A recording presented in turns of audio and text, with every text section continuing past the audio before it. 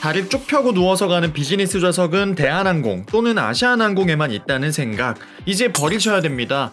국내 최초 저비용 항공사에 등장한 누워서 가는 비즈니스 좌석. 티웨이 항공이 새로 도입한 중대형 항공기 A330-300은 어떤 모습일지 또또남과 함께 알아보시죠.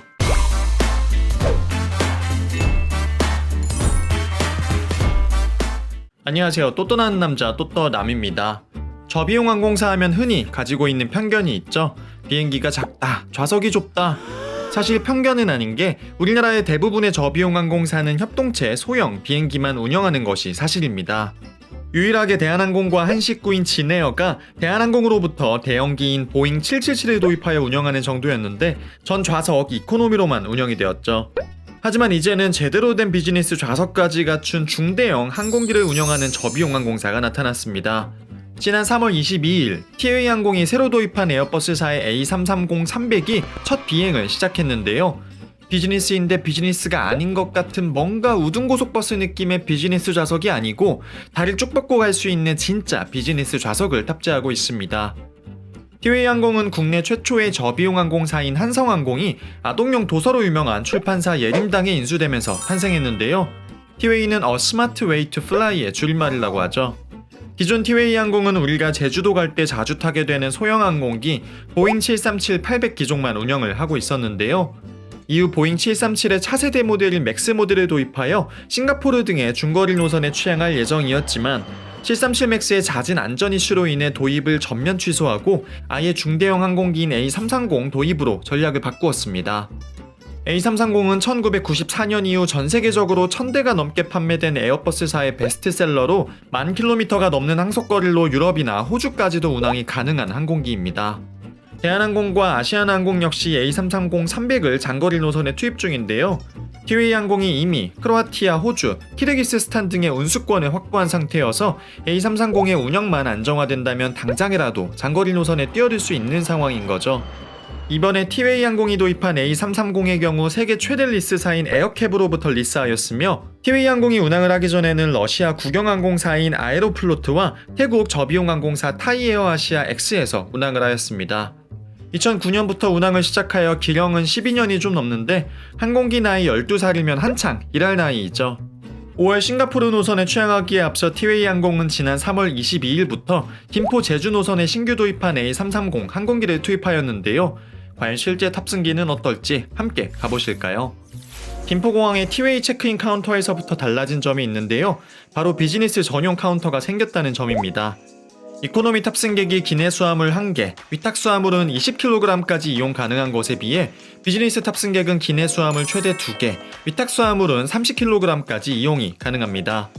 항공기 탑승 역시 몸이 불편한 분들을 제외하곤 가장 먼저 하실 수 있는데요. 이번 김포, 제주, 왕복 노선에선 둘 다 리모트 탑승에 걸려 버스 좌석을 선점하는 정도의 장점이 있었네요. 눈에 들어온 티웨이 항공의 A330-300을 보니 왠지 모르게 감격스러웠는데요. 뭔가 아이 같기만 하던 막내 아들이 장성한 모습을 보는 듯한 느낌 같더랄까요. 국내에서 A330을 운영 중인 대한항공이나 아시아나항공과 달리 티웨이 항공의 A330은 롤스로이스의 트렌트 700 엔진을 사용하고 있습니다. 티웨이 항공이 운영하는 소형기 보잉 737-800이 총 189개의 좌석을 가지고 있는 데에 반해 A330-300은 2배에 가까운 347석의 좌석을 가지고 있는데요. 그중 비즈니스 좌석은 맨 앞 222 배열로 2줄, 총 12개의 좌석을 가지고 있습니다. 갈색 가죽 시트의 헤드레스트와 중앙 팔걸이 일부만 붉은색으로 꾸민 좌석인데요. 사실 이 좌석은 작년까지만 해도 기존 타이 에어아시아 X에서 사용하던 비즈니스 좌석인데 시트를 교체해서 티웨이에서 사용을 하고 있습니다.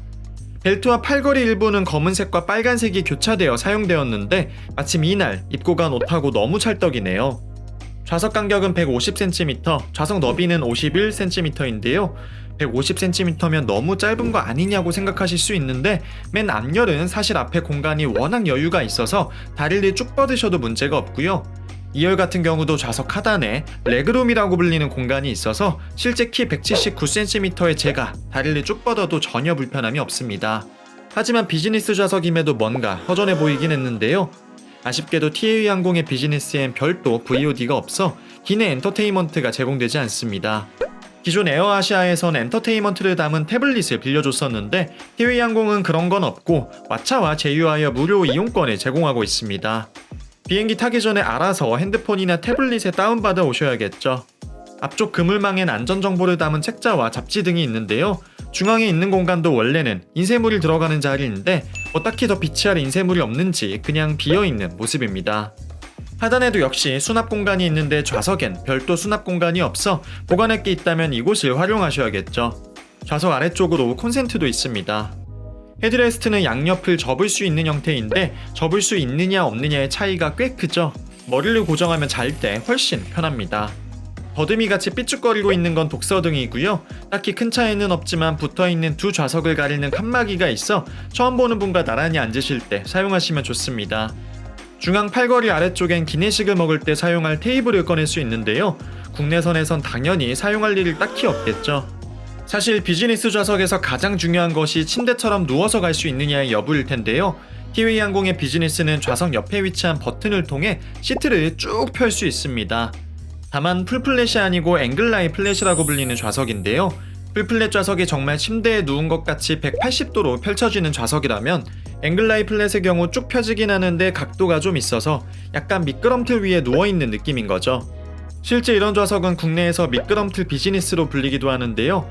티웨이항공에만 있는 게 아니고 대한항공과 아시아나항공의 비즈니스 좌석에서도 종종 찾아볼 수 있는 좌석입니다. 각도가 있으니 누워있으면 중력에 의해 밑으로 미끄러질 수 있는데요. 그걸 방지하기 위해 좌석 발 끝부분을 세울 수가 있습니다. 실제로 직접 누워보니 물론 180도 풀플랫만큼 안정적이진 않았지만 크게 불편함이 없는, 이 정도만 다리를 쭉 뻗고 누워가도 장거리 여행 참 편하겠다 싶은 정도의 안락함이었습니다. 짧은 시간이었지만 직접 탑승을 해보니 티웨이항공의 비즈니스 좌석은 꽤나 깔끔하고 편안한 비즈니스 좌석이었습니다. 국내 두 대형 항공사의 최신형 비즈니스 좌석인 프레스티지 스위트나 비즈니스 스마티움과 비교하면 당연히 아쉽지만 실제 두 대형 항공사에서도 국기제에서는 티웨이항공과 유사한 앵글라이 플랫 형태의 비즈니스 좌석을 많이 운영하고 있거든요.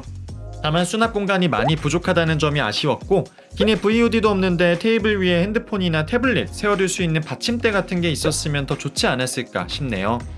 비즈니스 좌석을 보셨으니 이코노미 좌석도 한번 둘러보실까요? 242 배열의 이코노미 좌석은 검은색 시트에 헤드레스트에만 붉은색 포인트가 쓰인 형태였는데요. 시트가 확실히 교체한 지 얼마 안 됐는지 새거 느낌이 많이 나죠.